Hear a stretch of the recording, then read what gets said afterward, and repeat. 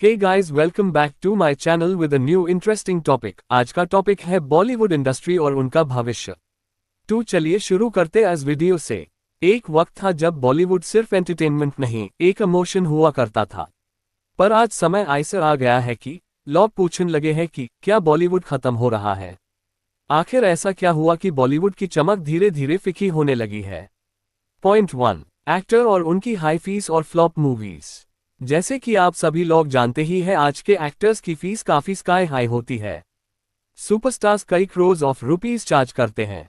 जैसे कि based on the reports of Forbes and IMD, Shahrukh Khan around 150 to 250 crore, Salman Khan around 100 से 150 crore, Aamir Khan around 100 से 250 करोड़, अक्षय कुमार अराउंड 60 to 145 करोड़ पर फिल्म चार्ज करते हैं।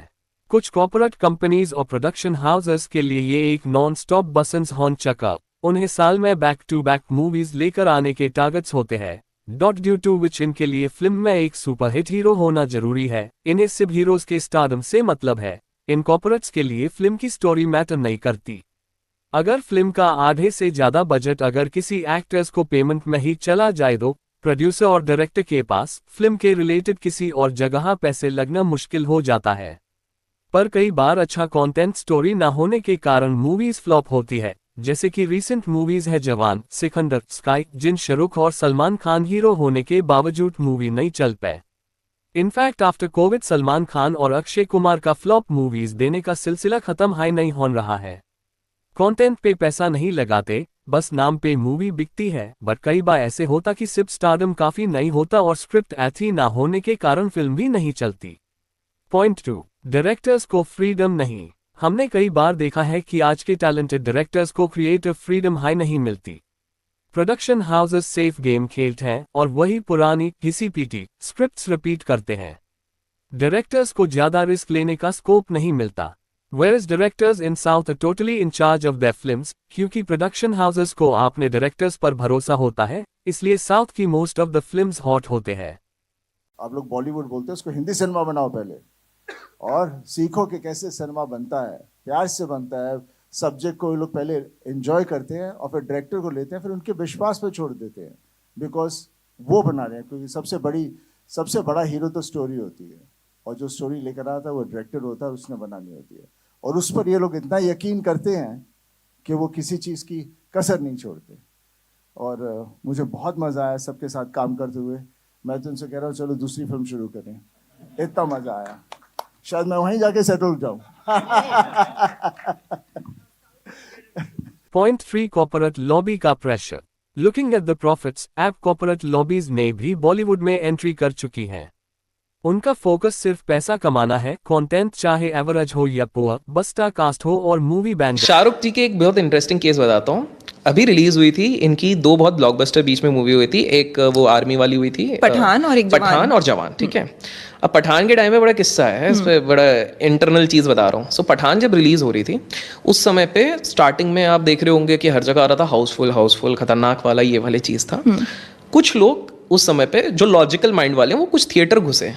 थिएटर के बाहर उनको बंदे बोलते हैं, बोले हमारे पास पठान के फ्री टिकट है, आप ले लो। बोले फ्री? ब्लैक में बेचने वाले थे तो फ्री हो रहे हैं। और ये सिर्फ एक थिएटर में नहीं हो रहा था, बहुत सारे थिएटर में हो रहे थे।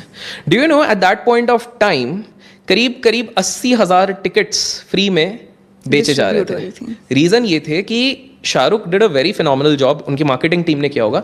इन्हें कॉर्पोरेट हाउसेस पे ये सारे डिस्ट्रीब्यूट कर दिए थे। कॉर्पोरेट बुकिंग्स वाला एब्सोल्युटली। तो वो बेसिकली लोगों ने ले लिया था, hardly people were turning up. तो और यही सेम चीज उन्होंने डुनकी पे भी ट्राई किया था, बट डुनकी नहीं चली बिकॉज डुनकी की स्क्रिप्ट भी बहुत ढीली थी। पॉइंट 4, रीजनल रीमेक्स का ओवरडोज। मेजॉरिटी बॉलीवुड फिल्म्स अब रीजनल मूवीज का रीमेक बन चुकी हैं। ओरिजिनलिटी गायब है। साउथ से लेकर मराठी तक सबका रीमेक मिल जाता है। कई कल्ट मूवीज रीमेक थी, जैसे कि हेरा फेरी, सिंघम, अर्जुन रेड्डी। इनफैक्ट अक्षय कुमार का कैरियर की कुछ बेहतरीन फिल्मी ये साउथ के रीमेक्स हाई है। Film like rowdy Rathore. कुछ रीजनल मूवीज जो कि OTT पे हिंदी में भी अवेलेबल है, उनके भी रीमेक बॉलीवुड में बनाए गए हैं। और जो कि फ्लॉप हुआ है, क्योंकि जब OTT में फ्री में अवेलेबल है मूवी, तो लोग थिएटर में जाके क्यों देखेंगे। That's why I want to move out. literally next year I'm moving out of Bombay. You can come to the south. I'm going to South. I'm literally going to South. Excellent.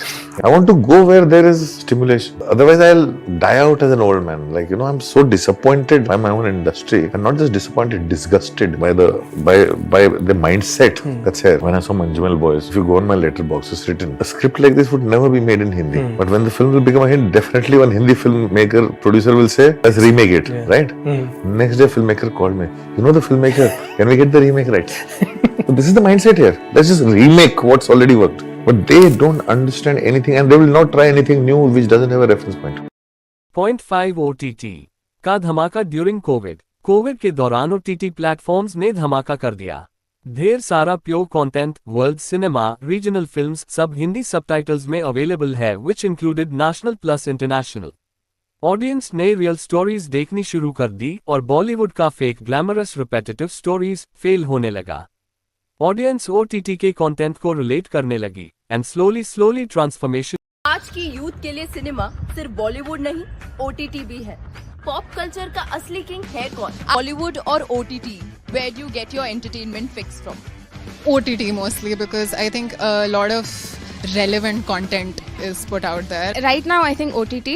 A lot of conversations and discourse that should be happening in this country happen on OTT platform. मेरे को तो OTT. बहुत actually hall में जाके भी देखने में मजा आता है थोड़ा, क्योंकि वो जैसे Point 6 बॉलीवुड सेलेब्स का attitude and boycott Bollywood. Audience से डिस्कनेक्ट का सबसे बड़ा रीजन है एक्टर्स का एरोगेंट एटीट्यूड। जैसे करीना कपूर, अर्जुन कपूर, तापसी पन्नू, जब लोग उनकी मूवी बॉयकॉट करते हैं तो ये उल्टा इन्हीं को ज्ञान देते हैं, भाई आप हमसे पैसा ले रहे हो, रिस्पेक्ट तो दो। चलो देखते हैं इनका attitude. Audience has made us, nobody else has made us. At the end, people pointing fingers as also they are only making these nepotistic stars. ना आप जा रहे हो ना फिल्म देखने, तो मत जाओ. Nobody has forced you. So I don't understand where this. It's just like I just find this whole discussion is completely good. हम लोग ऐसे ही बाइक बॉयकॉट करते ना हमारे पिक्चर भी करना थोड़ी बॉयकॉट, हमें लगना चाहिए। We should be in the league of Lal Singh Chaddha, in the league of Rakshabandhan, in the league of all the films. I think हमने कहीं ना कहीं थोड़ी सी वो गलती कर दी कि हमने साइलेंस रखा था, वो हमारी शराफत थी और उसका एक एडवांटेज ले गया कि हमारी कमजोरी थी। And I completely agree with you that we need to come together and do something. Point 7 nepotism और सुशांत सिंह राजपूत केस। नेपोटिज्म ने असली टैलेंट को दबा दिया। सुशांत सिंह राजपूत का केस ने पूरी इंडस्ट्री की पोल खोल दी। जहां पे नेपो किड्स को एक्टिंग भी नहीं आती थी, वही एक्चुअल टैलेंट को जगह नहीं मिल रही थी। नेपो किड्स की कुछ फ्लॉप मूवीज जैसे कि आचीज, सारे नेपो किड्स एक साथ फेल हुआ। और इनकी एक्टिंग देखे तो आंखें फूट गई। फिर वो सैफ के बेटे की नदियानिया हो या अमित के बेटे की लव सियापा, जहां आउटसाइडर को स्ट्रगल करना पड़ता है, वही स्टार किड्स को लॉन्च पे लॉन्च मिलते हैं। तो फिर क्या बोलूं? Just forgive me, please. Okay, fine. उसने मेरा नोट क्यों फेंका? हो कौन तुम? I'm पिया जय सिंह। कौन? मुझे ना पहचाने की एक्टिंग मत करो, मेरे 3 लाख फॉलोअर्स हैं। आबादी बहुत है इंडिया में।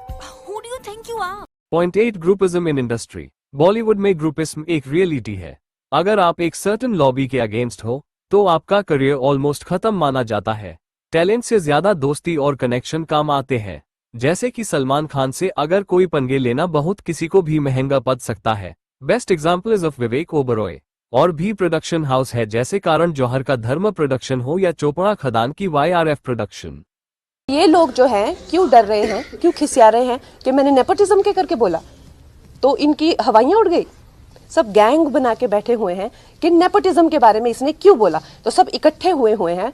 जैसे कोई क्लासरूम होता है, बच्चे समझेंगे 60 लोगों का क्लासरूम हो जिसमें एक बच्चे के खिलाफ बाकी के 59 अड़ जाएं, बिल्कुल उसको किसी ना किसी तरह से सताने में या बुली करने में लग जाए, कैसा महसूस करेंगे आप? शर्म नहीं आती इनको? कोई तो मेरे दादा की उम्र के हैं, ठीक है, मेरे पीछे इतनी बुरी तरह से पड़े हुए हैं, इतनी शर्म नहीं आती है कि इट्स नॉट अबाउट मी, मुझे तो इनके साथ काम ही नहीं करना है, वो तो मैं इनके मुंह पे कहती हूँ। और ये जो बॉलीवुड ये जो कर रहा है, जिस तरह से ये षड्यंत्र रच रहा है, तो एक बात तो पक्की है कि मैं इनको छोटा मोटा यहाँ वहाँ कॉल आउट करती रहती थी, चाहे वो सेक्सिज्म हो या नेपोटिज्म हो या पे पैरिटी हो, लेकिन अब तो मैं इनके पीछे पड़ जाऊंगी और मैं इनकी वाट लगा दूंगी, एक एक को एक्सपोज करूंगी। And one thing is for sure कि इन लोगों ने they have called for trouble. Point 9 theatre tickets और स्नैक्स कॉस्ट। दोस्तों, आज एक आम आदमी के लिए मूवी देखना लग्जरी बन गया है। टिकट्स काफी एक्सपेंसिव हो गए हैं। पॉपकॉर्न या समोसा का रेट सुन के लोग OTT पे शिफ्ट हो गए। थिएटर का मजा तो है, पर महंगा बहुत पड़ता है। पॉइंट 10 स्क्रिप्ट से ज्यादा हीरो बिकता है। यहाँ मूवी स्क्रिप्ट से नहीं, हीरो के नाम से बिकती है। अगर स्टोरी वीक भी हो या एक्टिंग पुअर हो, पर अगर स्टार बड़ा है तो मूवी चलने की कोशिश होती है। पर ऑडियंस अब समझ चुकी है, क्योंकि OTT पे अच्छा कंटेंट आता है। पहले की बात अलग थो कि आप कुछ भी फालतू से स्क्रिप्ट ले लो, बस एक बड़ा स्टार फिल्म में ले लो, 2 फिल्म हिट है। Point 11 anti Hindu propaganda. आखिर में एक controversial point, anti Hindu narratives जैसे पीके जैसी मूवीज ने लोगों को हट किया। जब एक मेजॉरिटी रिलीजन को बार बार टारगेट किया जाता है तो नेचुरली ऑडियंस का ट्रस्ट कम हो जाता है।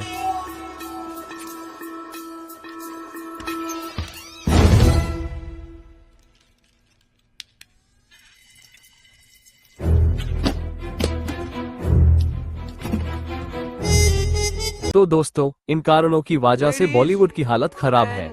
जब तक कंटेंट, रिस्पेक्ट फॉर ऑडियंस और टैलेंट को इम्पोर्टेंस नहीं मिलेगी, तब तक लोग रीजनल सिनेमा, OTT और वर्ल्ड कंटेंट की तरफ शिफ्ट होते रहेंगे। ए फ्लैट, आप बताओ, क्या आपको लगता है बॉलीवुड का रिवाइवल पॉसिबल है या ये इंडस्ट्री ऐप खत्म होने के एज पे है? कमेंट्स में अपना ओपिनियन जरूर लिखना। वीडियो पसंद आए तो लाइक करो, शेयर करो और सब्सक्राइब करो पोटेंशियल्स चैनल को, जहां आपको मिलता है real talk with real logic. बात का भी यकीन हो गया कि हमारी फिल्मों की तरह हमारी जिंदगी में भी एंड तक सब कुछ ठीक ही हो जाता है। Happy ending. और अगर ठीक ना हो तो होती एंड नहीं। पिक्चर अभी बाकी है मेरे दोस्त।